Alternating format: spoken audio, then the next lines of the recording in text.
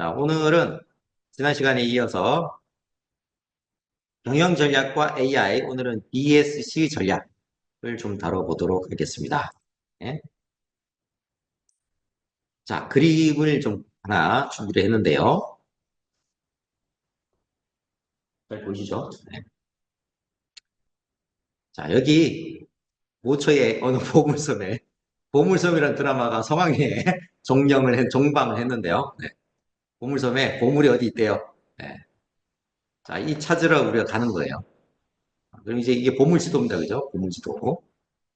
자, 그러면 보물지도를 가지고 보물을 찾으려면 현재 우리가 어디 위치에 있나를 알아야 되겠죠.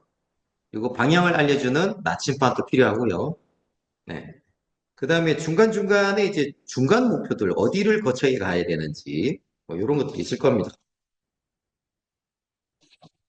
자, 그러면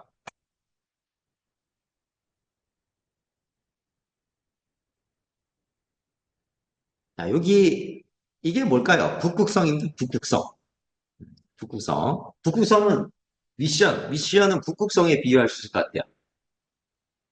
그러니까 북극성은 우리가 아무리 가도 도달할 수가 없죠. 도달할 수 없지만 우리가 지향하는 바라고 볼 수가 있을 것 같습니다. 우리의 존재 이유, 지향하는 바. 우리가 이제 기업을 경영한다 그러면 우리 기업, 우리 회사가 존재하는 이유가 뭐냐? 세상을 위해서 무엇을 할 것인가? 이 지향하는 바를 이제 미션이라고 볼 수가 있겠습니다. 자, 여기 지 보물을 찾아 나간다. 이거는 비전이라고 볼 수가 있겠습니다. 야, 어떤 섬에 가면 이게 있어. 독일 군들이 묻어둔 보물이 있대. 또는 일본 군들이 야, 거기 보물을 갖다가 못 갖고 날아가지고 거기 짱박아 놨대. 거기 뭐가 있을 거야. 이제 막 상상의 나를 핍니다. 그죠? 비전은 이렇게 상상을 할 수 있어야 됩니다. 이제 비전 자체가 비주얼라이즈 이렇게 시각적인 것들을 담고 있기 때문에 우리가 개인적인 비전이든 기업의 비전이든 그 말을 들었을 때 상상이 안 되면 비전으로서는 좀 뭐랄까요, 함량 미달이다 라고 볼 수가 있습니다. 비전의 대표적인 그 모범 사례 중에 하나가 싱가포르의 리콴유 수상이 비전을 1, 2, 3, 4라는 비전을 제시했습니다. 그죠? 기억나시는 분이 있으실 수 있는데 1은 한 명의 배우자와 결혼할 수 있고 2. 투 베드룸 침실 2개 이상이 있는 집에서 3. 자녀 셋을 놓고 4. 바퀴 4개 달린 자동차를 전 국민이 불릴 수 있는 그런 라이프스타일을 살 수 있는 나라로 만들겠습니다. 여러분 이렇게 제시한 거예요. 그러니까 사람들이 들어보니까 상상이 되지 않습니까? 네. 그래서 이 싱가포르의 그 근대화 그리고 싱가포르이 선진국 반열에 오르기까지 굉장한 그런 이제 리더십을 발휘했는데 거기에 핵심적인 것 중에 하나가 이 리카뉴 수상의 비전 제시라고 볼 수도 있습니다. 이런 거 이제 일론 머스크도 잘하죠. 예, 화성에 가는 거 이런 거 제시를 하고 그런 거 잘합니다. 예. 그래서 이 비전을 가지는 것은 우리가 뭔가 비즈니스를 한다든지 뭐 개인적인 삶에서도 당장 부닥치는 여러 가지 고난들이 있습니다. 엎어지고 자빠지고 굳게지고 생각처럼 잘 안 되네. 예, 또 힘이 빠지기도 하고 예, 그럴 때마다 우리에게 힘을 불러주고 그리고 계속 나아갈 수 있는 그런 에너지를 동기를 제공할 수 있는 게 비전이기 때문에 조직의 리더라면 경영자라면 반드시 비전을 잘 수립을 하고 구성원들하고 공유를 하는 게 필요하죠. 요즘 이제 저도 LG전자 이런 데 가면은 리더십 다면진을 할 때 비전 제시 능력 뭐 이런 걸 얘기를 해요. 근데 전 좀 넌센스라고 생각해요. 거기 있는 임원들도 자신이 비전 제시를 어떻게 해요? 임원들이 속칭 이렇게 얘기하죠. 임시 직원의 준말이 임원이다. 그죠? 올해 11월 달에 어떻게 될지 몰라. 임원, 내가 계속 있을지, 다리가 될지, 어떻게 될지 몰라요.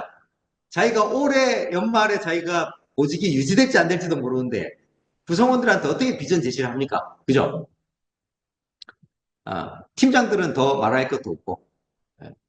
그러니까 비전 제시라는 능력은 좀 고칠 필요가 있지 않는가 하는 생각이 들어요.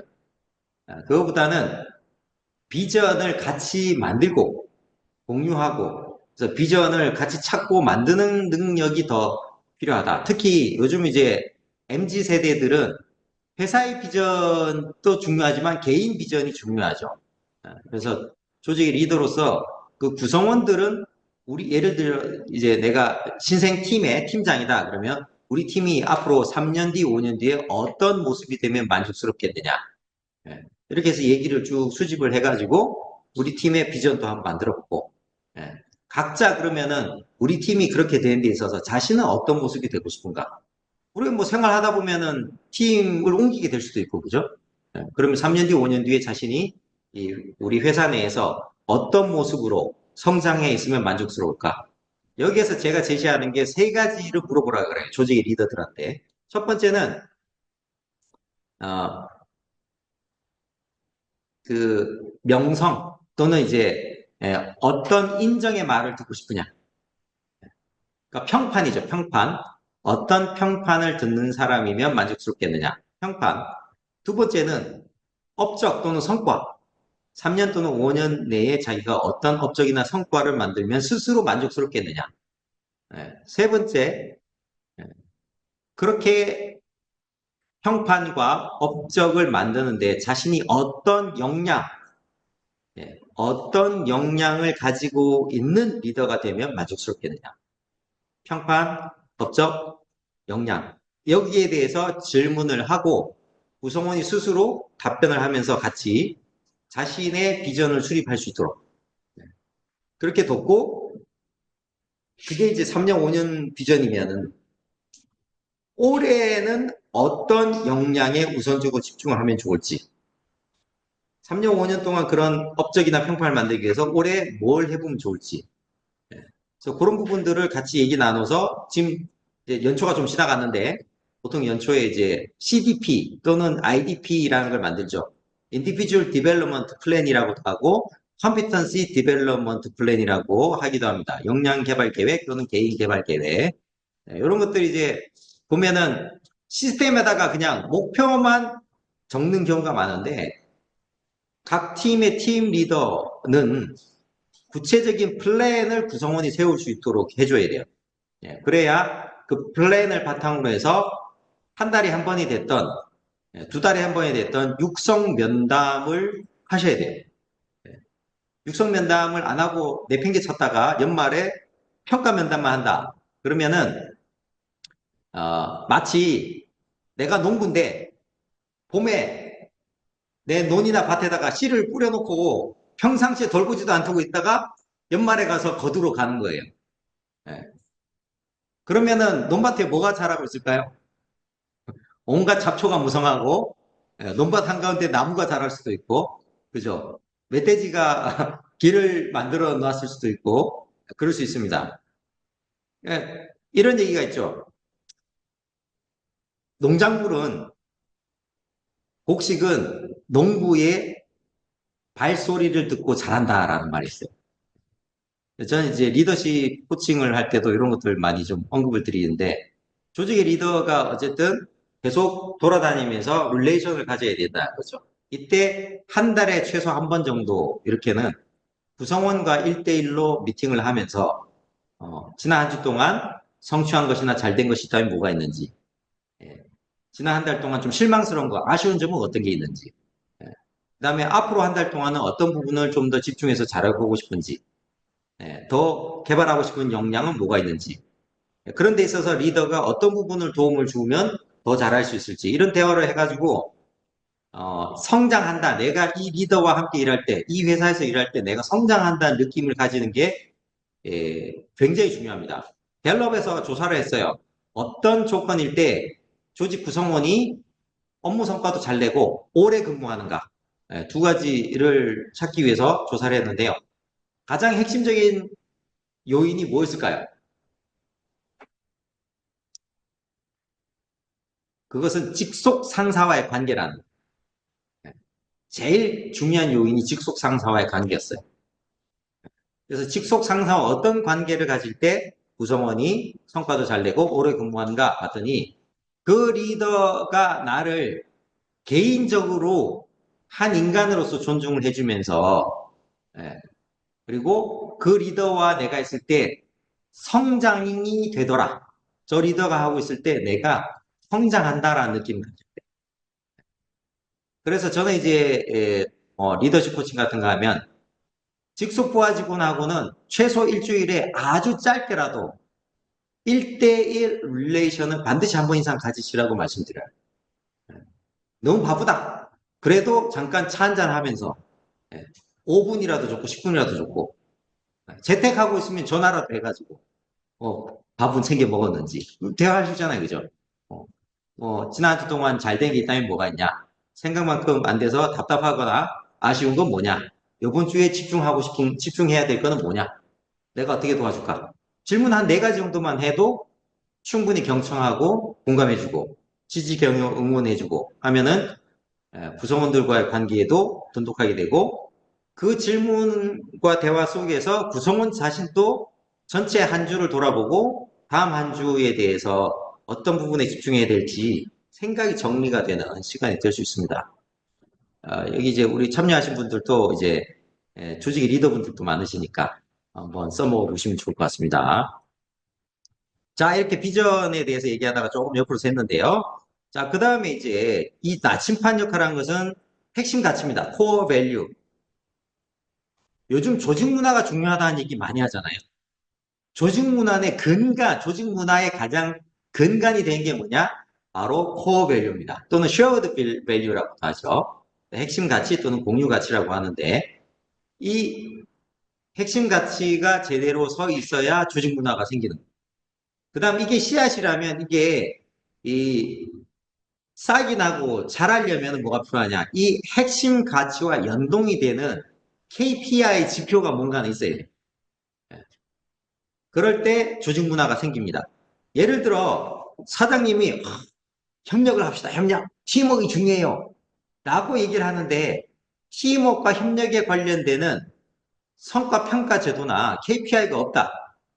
그러면은 공연불입니다. 그냥 그 벽에다 걸어놓은 그냥 아무 의미 없는 사진이나 마찬가지입니다. 지금의 대부분의 많은 조직이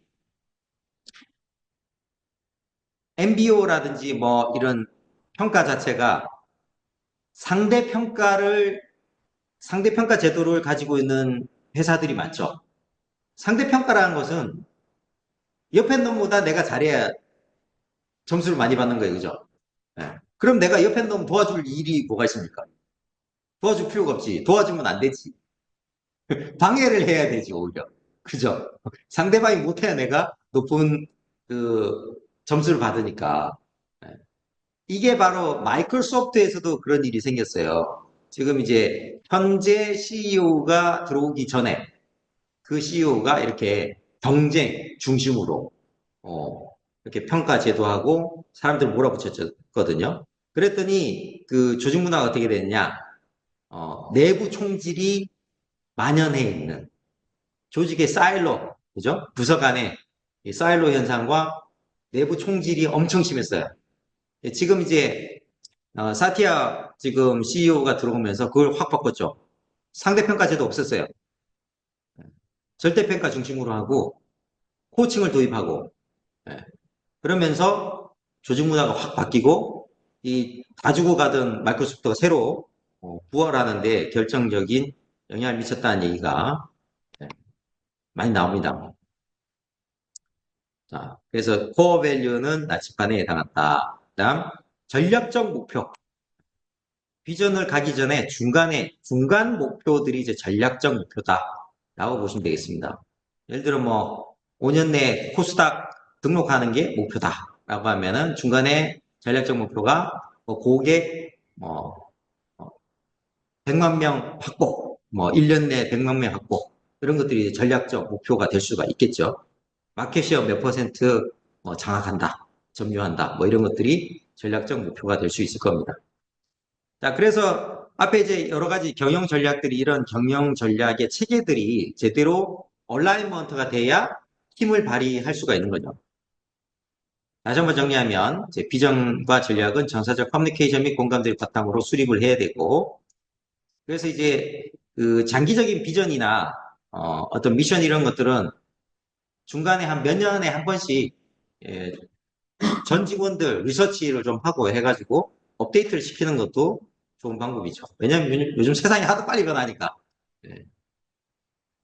조직의 비전과 전략을 모든 임직원들이 자신의 전략적 목표와 연계가 되도록 하게 됩니다. 이게 이제 중요한 거죠. 따로 놀면 아무 의미가 없습니다. 전략은 구성원들의 일상 활동과 직접 연계되어 목표 달성을 위한 핵심 활동 속에 체화가 되도록, 또 전략 목표 달성을 위한 프로세스를 모니터링하는 데 있어서 올바른 정보를 얻도록 효과적이고 객관적 측정이 가능한 기준과 데이터를 확보한다. 이게 이제 기존에 많이 힘들었는데, 이런 것들을 이제 AI를 도입함으로써 모니터링하고 하는데 굉장히 도움이 될 수가 있죠. 지속적으로 교육 홍보를 하는 것도 필요하고요. 이런 걸 하는데 도움이 되는 게 이제 BSC, 밸런스드 스코어 카드라고 균형 성과표라고 합니다.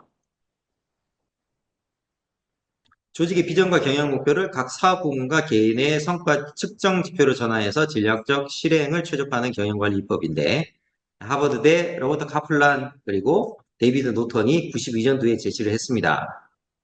크게 재무적 관점, 고객 관점, 내부 프로세스 관점, 학습과 성장 관점, 이렇게 네 가지 관점으로 측정 지표를 뽑아요. 최종적인 거 있죠. 재무적 성과죠. 우리가 회사를 경영한다는 것은 결국 매출이나 순위 이런 재무적 수치로 결과가 나옵니다. 근데 재무적 수치라는 것은 어떤 결과로 나오는 거지, 결과를 컨트롤을 우리가 할 수가 없죠. 예를 들어 연말에 이렇게 그 가을에 가을거지를 하는데 우리가 사과나무가, 우리 농장에 사과나무가 예를 들어 100그루가 있어요. 그럼 한 그루당 뭐 사과가 3박스씩 나온다. 그러면은 100그루 곱하기 3박스니까 300박스 목표를 했지만 중간에 태풍이 불어가지고 한 3분의 1이 날아갔어요. 뭐 그럴 수도 있잖아요. 그러니까 여러 가지 환경 변수나 이런 것 때문에 최종적인 결과는 가봐야 아는 거고, 우리가 통제할 수 있는 영역을 벗어나는 거기 때문에 통제할 수 있는 부분에 이 지표를 갖고 가야 된다는 거죠.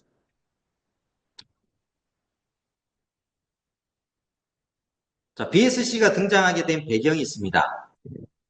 직원들이 경영 전략에 대한 이해도가 5% 미만, 인센티브와 전략 목표와 연계되는 게 25% 이하, 올 전략 실행 회의가 1시간 미만, 예상과 전략의 연계 정도가 40% 이하. 그래서 결국 전략 실행 실패율은 90% 이상. 네. 그러니까 마음대로 안 되네. 이렇게 되는 거죠. 그래서 이런 부분들을 해소하기 위해서 호환이 된 게 바로 BSC 전략이다라고 보시면 되겠습니다. 자, 처음에는 보통 이제 재무적 관점을 먼저 수립을 합니다. 전략이 추구하고자 하는 재무적 목표 이런 것들을 이제 뽑아내고, 이 다음에 뽑는 게 이제 고객 관점, 고객 관점의 부분을 뽑아내고, 다음 내부 프로세스 관점, 이렇게 순서가 이렇게 됩니다. 내부 프로세스 관점 갖다가 마지막에 학습과 성장 관점의 어떤 목표들을 뽑아내는 거죠. 이렇게 보시는 게 좀 더 이해하기 쉬울 것 같습니다. 최종적인 어떤 결과가 나오기 전에 어떤 우리가 지향하는 비전이 있고, 최종적 어떤 우리가 이제 연간의 재무 목표, 재무적인 전략 목표들이 있겠죠. 예를 들어 이제 뭐 매출 얼마, 순이익이 얼마 이렇게 한다면 크게 이제 고객이 우리 거를 계약을 해야 되잖아요. 그럼 신규 고객을 몇 명 더 확보한다. 또는 기업이면 신규 고객사를 몇 개 더 확보한다. 이런 수치도 있을 거고, 그 다음에 객단가를 더 올라가게 만든다든지, 그죠? 이런 고객과의 릴레이션에서 결국 재무적인 게 나오기 때문에 고객 관점이 그 다음으로 따라오는 겁니다.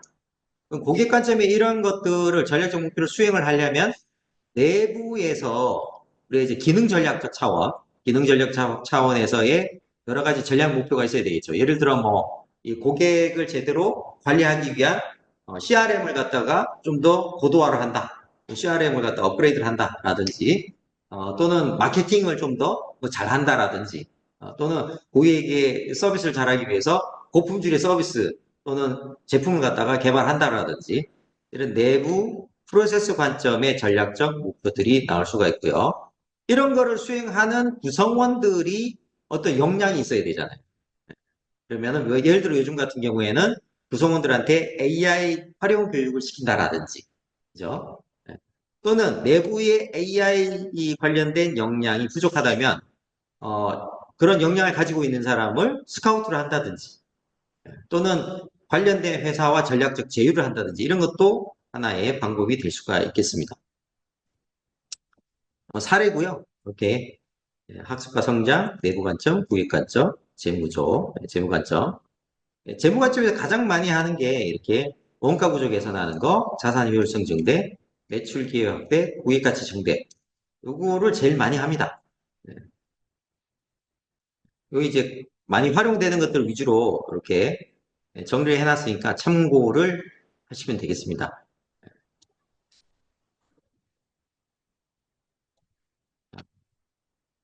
그렇고요. 그래서 이제 스텝으로 보면 위에서부터 내려오는 거죠. 현재의 미션, 비전, 코어 밸류, 그리고 전략적 목표를 검토한 다음에 환경 분석하고 핵심 이슈 도출하고 비전 및 중장기 전략 방향을 조정하고 구체적인 전략을 수립하고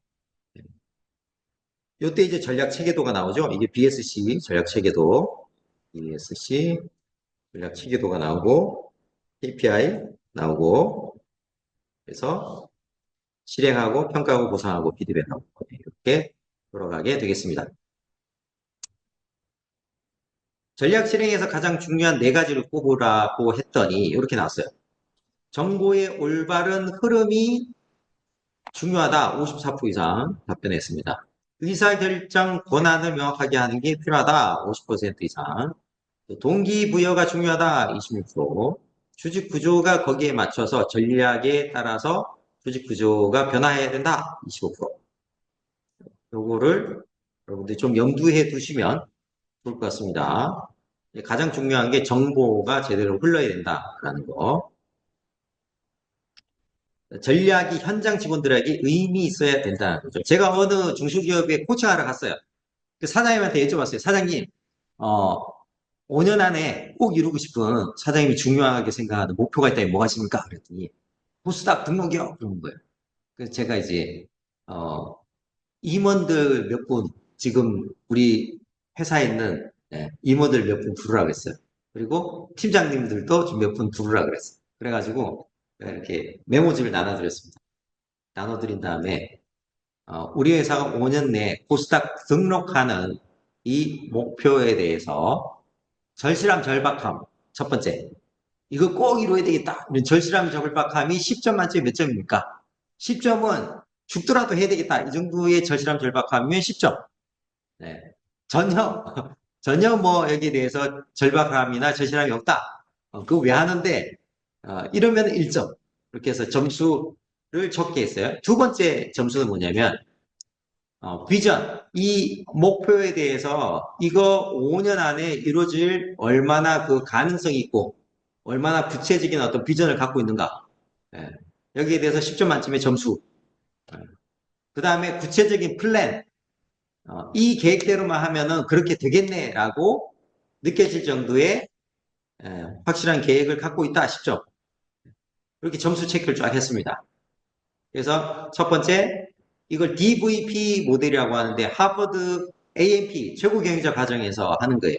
요게 그 원래 출발은 그 변화 법칙이라는 게 있습니다. C 이꼴 D 곱하기 V 곱하기 P가 R resistant보다 커야 된다라고 하는 거거든요. 변화는 C는 D dissatisfaction 불만족도 곱하기 V 비전 곱하기 P 플랜 이게 R resistance보다 저항값보다 큰 만큼 변한다. 그래서 이게 10점 만점씩 계산을 하니까 만점이 몇 점이에요? 10 곱하면 1000점이죠. 그래서 1000점으로 딱 나누면 퍼센트가 나오는 거죠. 자, 그러면 수치가 누가 제일 높을까요? 1번 최고 의사 결정권자 CEO, 2번 임원진, 3번 팀장급. 누가 점수가 가장 높게 나왔을까요?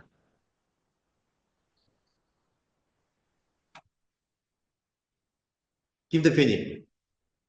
그렇죠. 대표이사가 제일 높게 나왔겠죠. 예. 어느 그룹이 가장 점수가 낮게 나왔을까요? 그렇죠.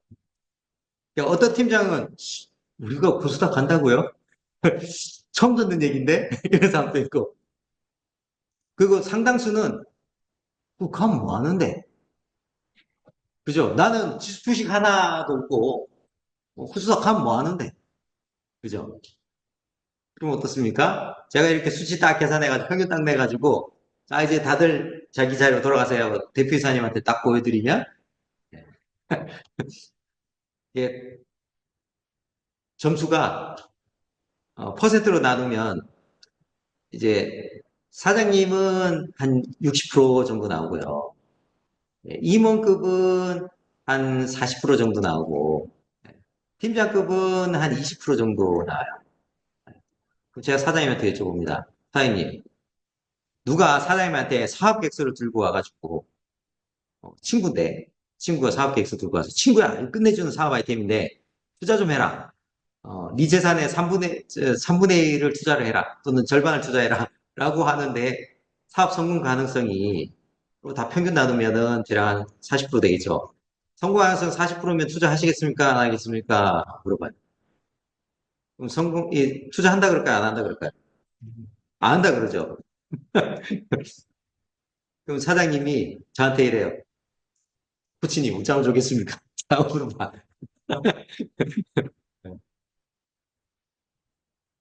그러니까 많은 중소기업 사장님들이 코스닥 등록에 꿈을 꾸고 있는데 직원들한테 그 의미가 있는가? 그 의미 있게 만들어줘야 되겠죠. 혼자서 꿈꾸고 있는 경우도 상당히 많고, 네, 그러면은 전략적인 목표가 비전이 절대 이루어지기 힘들다. 자, 그리고 수립된 전략을 이제 실행으로 전환하는 게 굉장히 중요하죠. CEO의 E가 Executive의 E죠. 실행을 해야 된다, 실행. 직무가 전략과 연계가 돼서 내가 지금 하는 일이 우리의 전략적 목표와 어떻게 연결되는지를 각 구성원들이 알고 있어야 되는 거죠. 대부분 물어보면 잘 몰라요. 전략적 목표가 뭔지도 모릅니다. 자, 그럼 우리가 앞에 했던 거 활용해가지고 수학 분석과 DSC 전략을 수립하는 프롬프트를 이렇게 했습니다. 이게 사례인데요. 앞에 이제 패스텔 분석을 하는 걸 이제 프롬프트로 우리가 공유를 했잖아요. 패스텔 분석을 하고 나서 뒷부분을 이제 작업을 한 다음에 BSC 전략 수립을 해달라고 그러면 얘가 초안을 짜줘요. 챗GPT가 뽑아줬다고 이 그대로 야, 다 나눠주고 그대로 하라 그래. 그러면은 안 됩니다. 그죠? 참고 자료지 이제 우리 관련된 사람들이 모여가지고 조정을 해야죠. 필요하면 더 추가할 것 있으면 추가를 해야 되고 뺄 건 빼고 그죠? 자, 그럼 이 프롬프트를 제가 공유를 할 테니까 여러분들이 예, 이 원래는 하나씩 단계별로 뽑고 가는 게 효과적이에요. 네, 한 방에 뽑는 거는 좀 제한이 있습니다만 요즘 초론 모델이 많이 좋아졌으니까 GPT 이 O1 모델을 가지고 하시거나 여기 이제 그 환경 분석에 대한 것들이 들어가기 때문에 O1은 웹 검색이 안 돼요. 웹 검색이 안 되니까 O3 미니 하이 모델로 해보시거나 또는 그 무료 추론 모델인 앨런 ALAN 이스트 소프트에서 만든 알란 같은 걸로 요즘 이제 제미나이도 추론 모델 무료로 쓰실 수 있습니다. 그런 거 가지고 한번 작업을 해보시면 좋겠습니다. 제가 복사를 해가지고 프롬프트를 카톡에 올려드릴게요.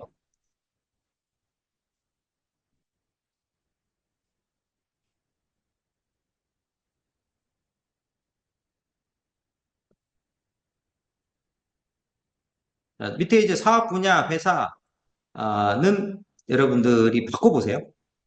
그대로 하지 말고. 저는 요 그대로 해가지고, 앨런에다가 한번 넣어볼게요. 제미나이에다가 또 한번 넣어보고, 그 다음 챗GPT에도 한번 넣어보겠습니다. 자, 챗GPT는 O3, 저 화면 공유가 안 됐네요. 화면 공유를 바꿔서.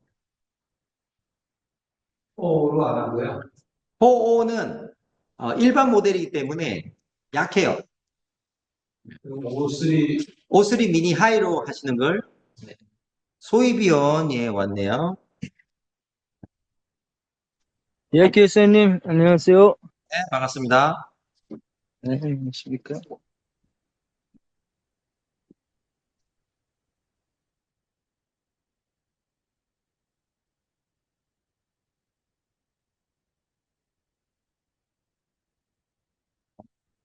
여기 화면 공유를 다시 해야 되니까.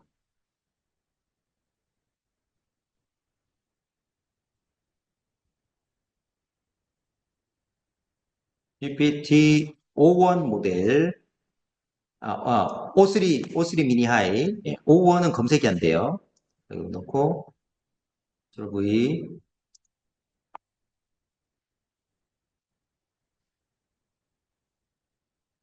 예, LG전자, 이거 저기, 이쪽에 코칭할 때 해봤거든요, 이렇게. 자, 이렇게 알려보고요. 네, 이성 처리 중 나오죠. 그리고 엘란하고 제미나이 해볼게요. 제미나이.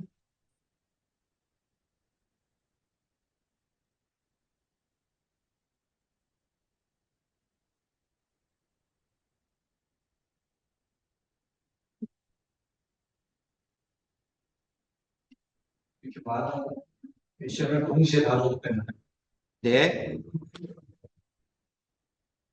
사업 분야하고 회사는 그냥 알아서 주면 여기서 다 검색해서 예, 알려져 있는 회사면. 네. 예, 모르는 회사인 경우에 중소기업이라서 온라인에 공개된 정보가 없으면 그 회사 자료를 업로드 시켜주시면 돼요.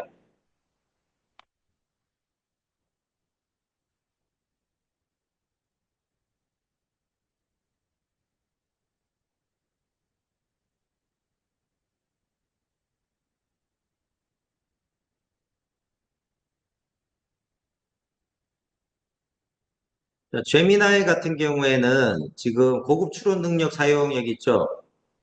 예, 그래서 2.0 플랫 싱킹 요걸로 해보십니다. 중간에 하는 게 막 느껴지는데 테스트 중에서 그죠?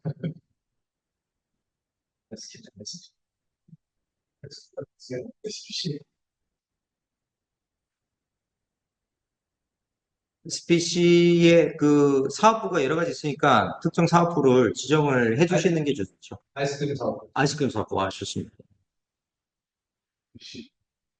이거는 SPC 정보 아니겠어요? 자, 지금 LG전자 전장사업부 쪽에 거 나왔는데요. 거시환경 분석해서 정부의 자동차 안전규제, 데이터 보호, 통신규제 강화, 자율주행 커넥티드카 정책 지원 등에 대해서 나왔고요. 경제에 대해서는 글로벌 경기 불확실성, 원자재 부품 가격 변동, 환율 변동성으로 인한 비용 압박 가능성, 사회적 측면에서는 소비자들의 스마트 모빌리티 및 커넥티드 카에 대한 관심 증대, 라이프스타일 변화 및 디지털 엔터테인먼트 수요 증가에 대한 부분이 있고요. 기술 측면에서는 ICT 및 소프트웨어 발전, 5G 클라우드 등 신기술 도입으로 차량 내 연결성 및 사용자 경험 혁신 기회가 크다.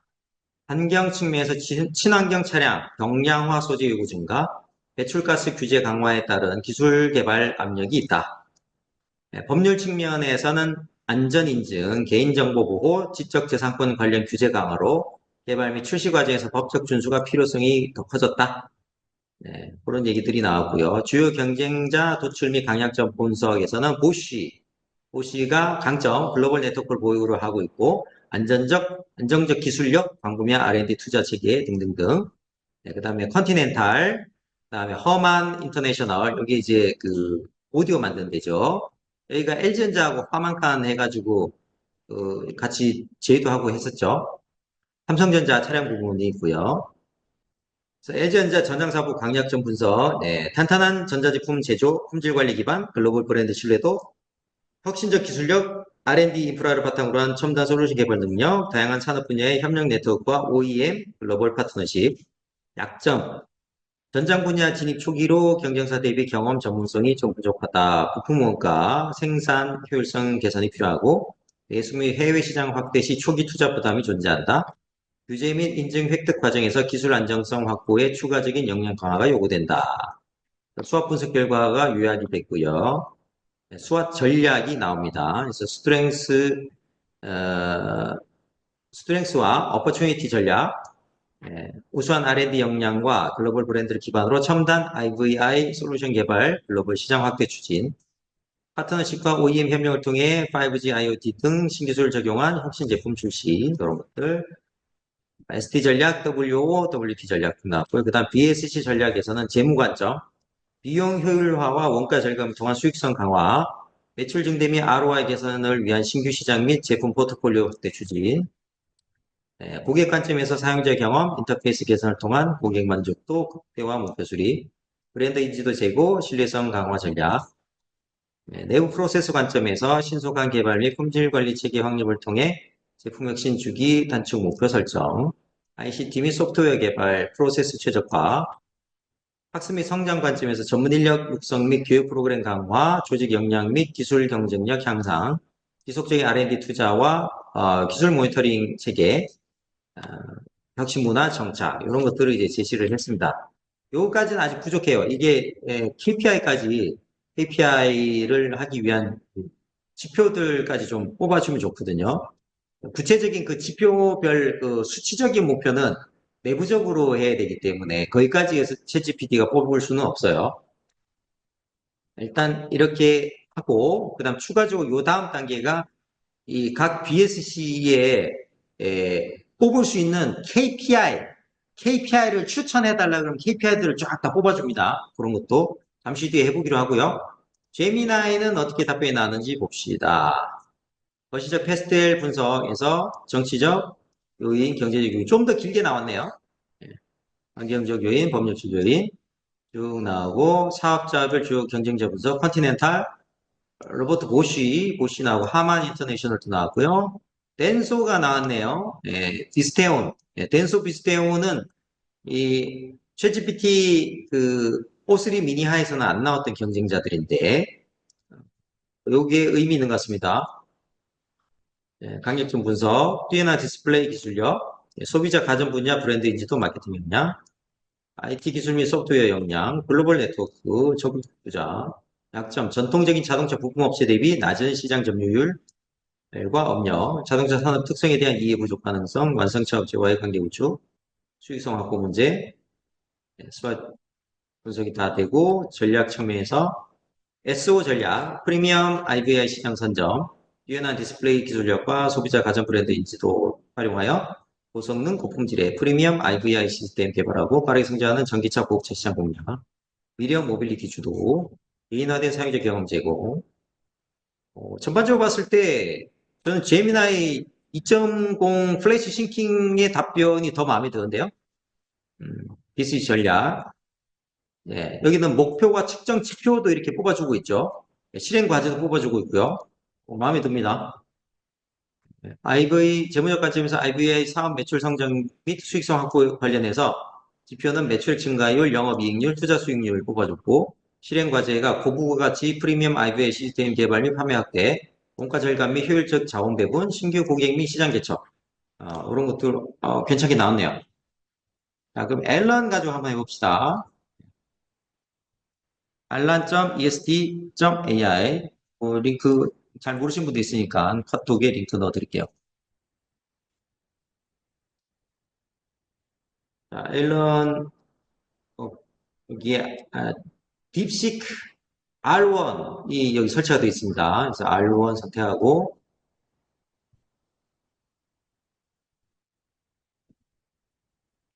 처음부터 똑같이 넣어서 해보겠습니다.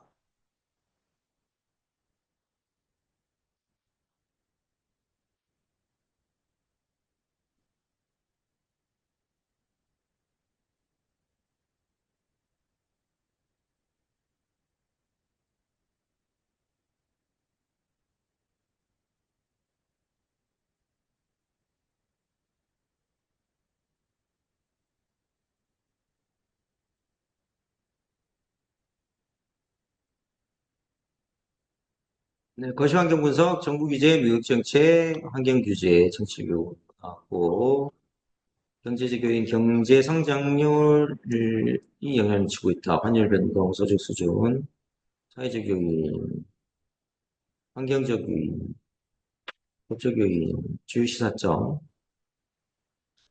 주요 경쟁자 삼성전자, 파나소닉, 보쉬를 제시를 했네요. 아, 네. 낮은 시장 점유율, 상대적으로 높은 가격대, 특정 제품군에 집중된 포트폴리오, 이외에 자율주행 및 커넥티드카, 기술 발전, 친환경 차량 수요, 새로운 시장 진출 가능성, 음, 고 BSG 전략, 익산 개선 매출 정도 쭉 나오는데 별로네요. 별로네요. 지금까지는 제미나이 승, 제가 볼 때. 퍼플렉시티한테도 한번 봅시다. 퍼플렉시티도, 고급 이용, 고급 기능을 하루에 3번 쓸 수가 있거든요. 예. 여기에 이제 쓰실 때, 여기 모델 선택을 보시면, 예. 클로드 3.7 손에, 예. GPT 4.1이 붙었네요. 오, 4.1 붙었고요. 제미나이 2.5 프로도 붙었네요. 좋습니다. 그록 2가 붙었네요. 그록 3까지 나왔는데 아직 그록 2고요. R1, 예, O3 미니, 클로드 3.7, 예, 소네트 4고, 여기 추론 모델이죠. 그래서 이번에는 클로드 3.7 소네트 추론 모델 이걸로 예, 한번 해볼게요. 지금 제가 요금 제가 네, 예, 될 텐데 요거 문제가 무료로 1년치 썼는데 잘렸나? 잘린 것 같습니다. 예. 잘렸으니까 그냥 클로드 3.7 소넷 또 이게 그 하이브리드 모델이거든요. 3.7 소넷이 일정 정도 이제 쓸 수가 있는데 무료 계정으로 계속하기 쓰시면 돼요. 처음에 이거 뜨는데 하는 김에 클로드 3.7 소넷 사고 모델로 무료 계정으로 계속하기 하루에 3번 쓸 수 있다고 돼 있죠. 무료 계정 계속하기 넣어놓고요. 그리고 컨트롤 V 이렇게 돌려보겠습니다.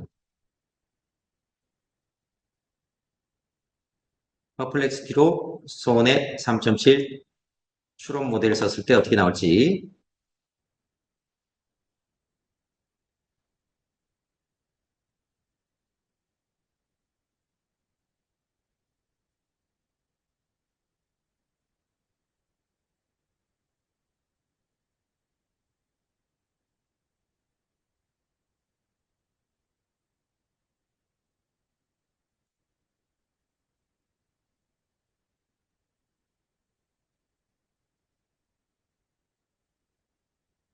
나왔습니다. 총 58개 소스에서 조사를 먼저 했고요.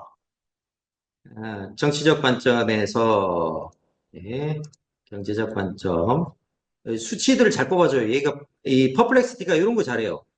IBI 시장 규모가 264억 달러 전망되고 연평균 11.1% 성장률을 보이고 있다.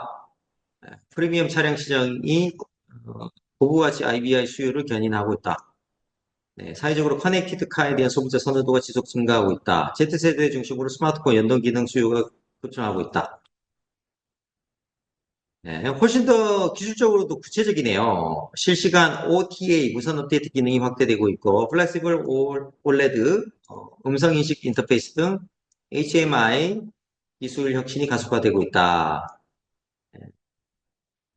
환경적인 요인, 나고의 법적인 거, 그런 거, 사이버 보안 규제, UNR 155, 156 규제 나오고요. 경쟁사 분석에서 표가 나오려다가, 뭐야, 표가 깨졌나요?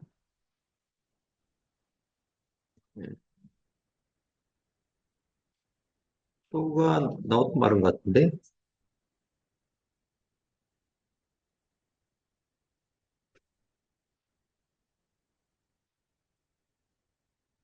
다운로드 CSV 파일인데 한번 다운로드 해봅시다. 이게 제대로 나오는지.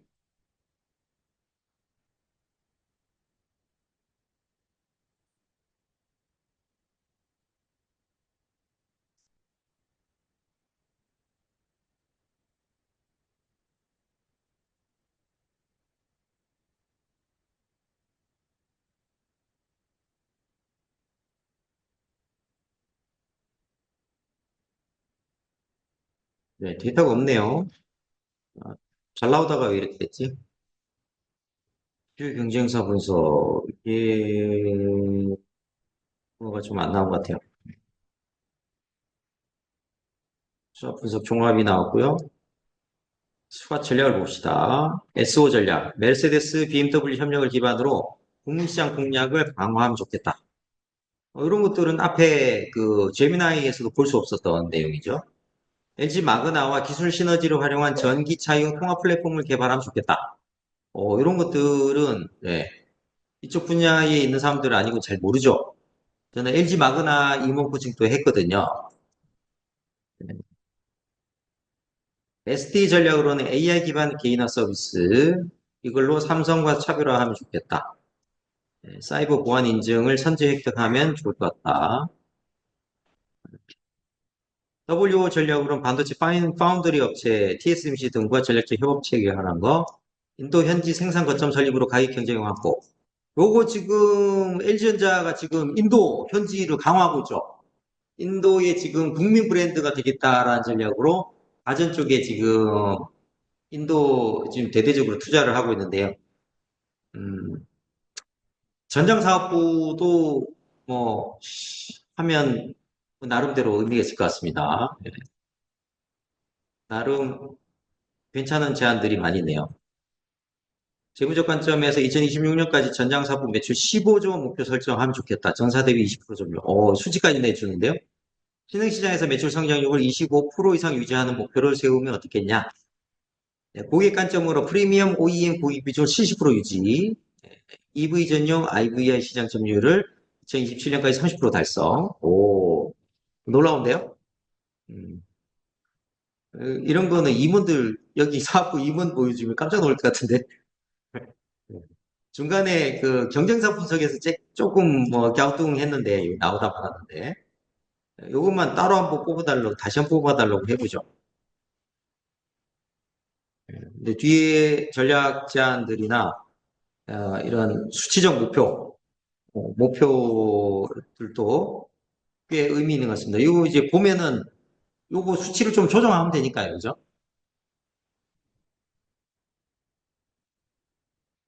이걸 넣고 분석을 다시 해줘.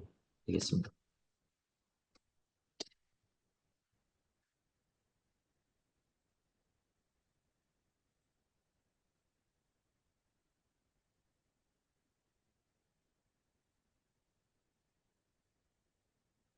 컨티넨탈 AG, 하만 인터내셔널,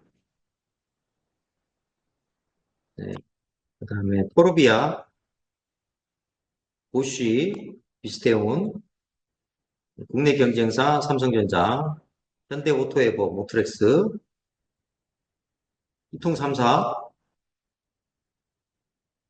이통통신사에서도 지금 차량용 IVI 플랫폼에 접목하는 그런 게 있군요.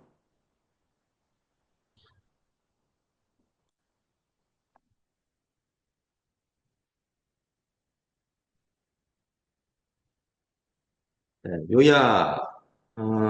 글로벌 IVI 시장 컨티넨탈, 하만, 포르비아, 보쉬, 비스테온 등 전통적 자동차 부품사와 삼성전자 국내 ICT 기업들이 치열하게 경쟁 중 가격 경쟁력, 소프트웨어 혁신, 완성차와의 파트너십, 글로벌 공급망 역량이 주요 경쟁력 요소다.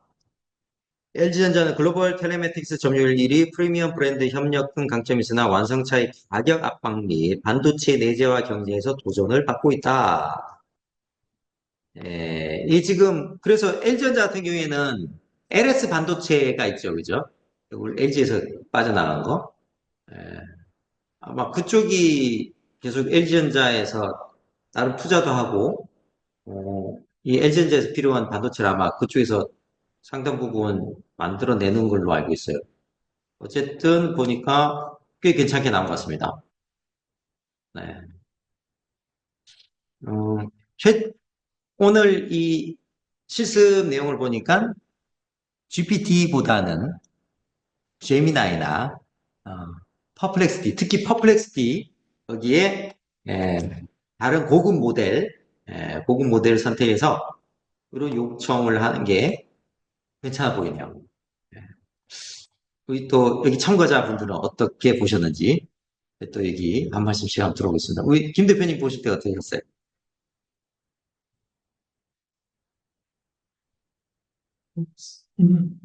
제가 여러 개의 사업부 다 관심 가는 대상을 물어서 계속 돌려봤는데 그 사업을 쉽고 빠르게 이해할 수 있었어요.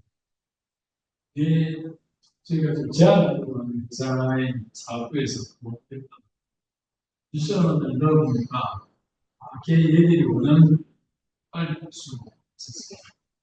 어떤 인공지능 모델이 제일 좀 답변에 마음에 들었어요? 김나이? 퍼플렉시티도 해보셨어요? 네. 퍼플렉시티는 안에 어떤 모델 이용해 보셨어요? 그냥 이미 버전 2가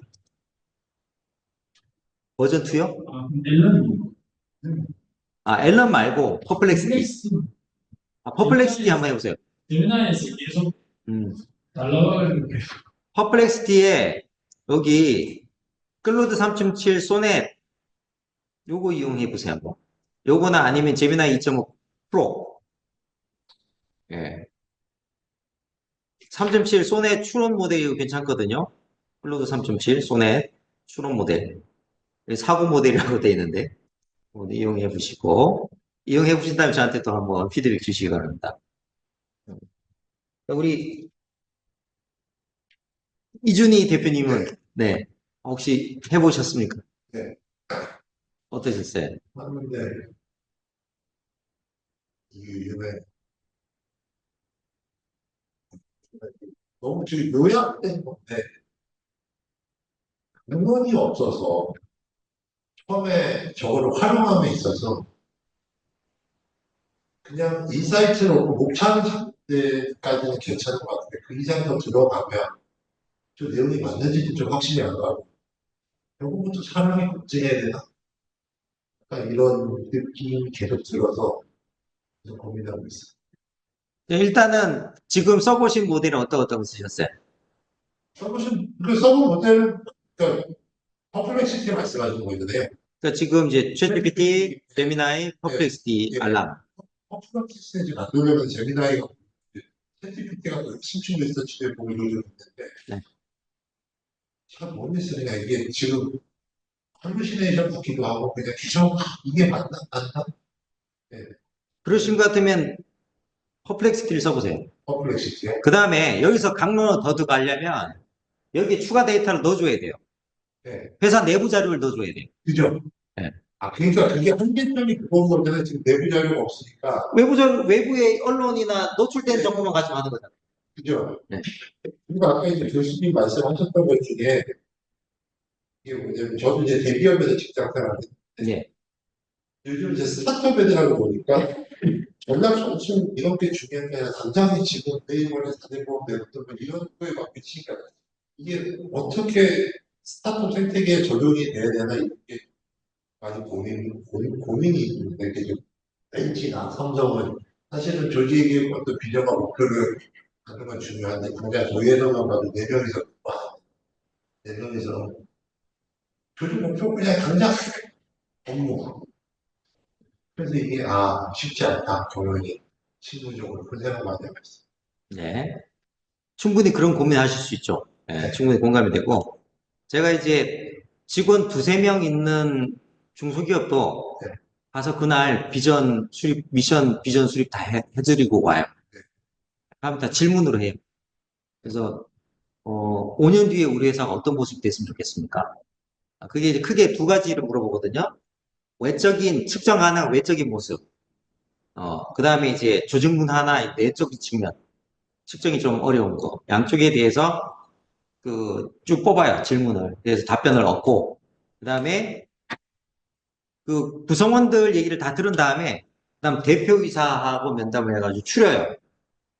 비전에 포함시킬 거 이런 것들을 갖다가 정리하고 해가지고 그날 3시간 안에 미션 비전을 어느 정도 잡습니다. 물론 나중에 바뀔 수도 있지만 한번 해보는 게 되게 중요하거든.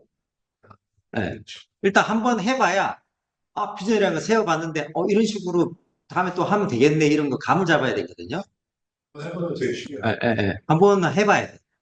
그 중소기업에 제가 이제 한 50명 임직원 있는 데에는 한 방에 몰아넣고 그 이제 현장직 그 임시직은 빼고 다 모아놓고 한 반나절 동안 회사의 핵심 가치 미션 비전 다 뽑았어요.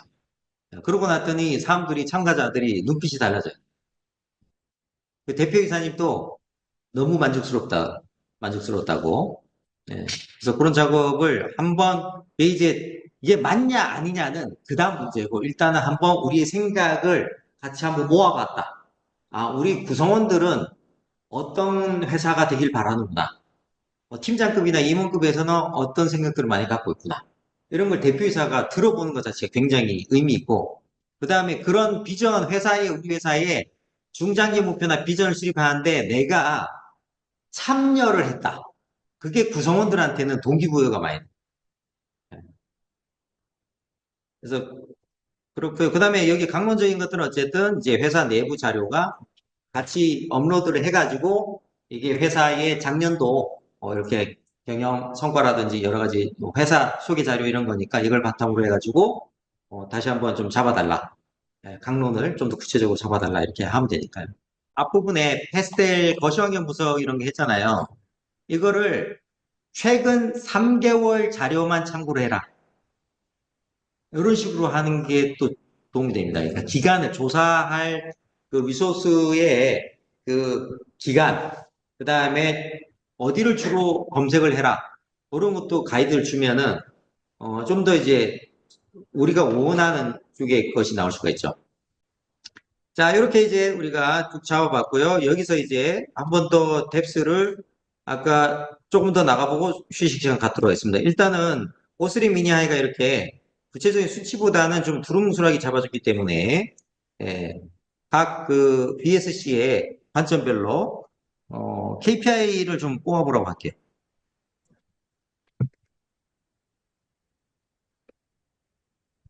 BSC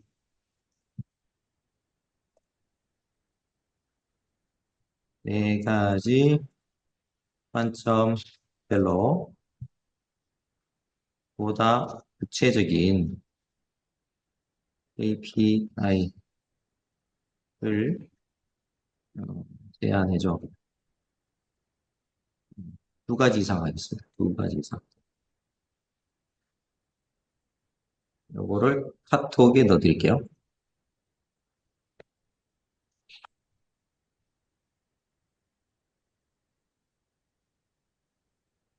제미나이한테는 얘가 이미 측정 지표를 다 뽑아줬으니까 됐고요.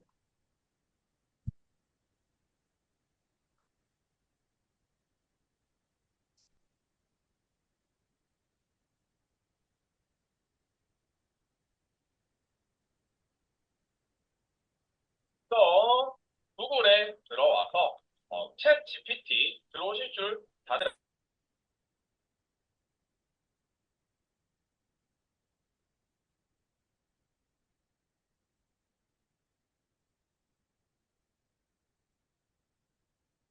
별론데? 갑자기 모델을 바꿔볼게요. 5원 모델을 가지고 해보겠습니다.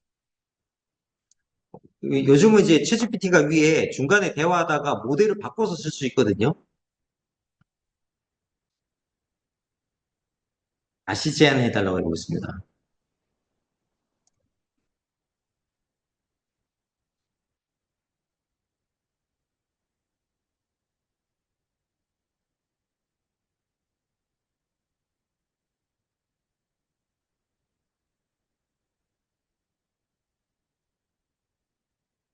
역시 5원이 좀 더 낫네요.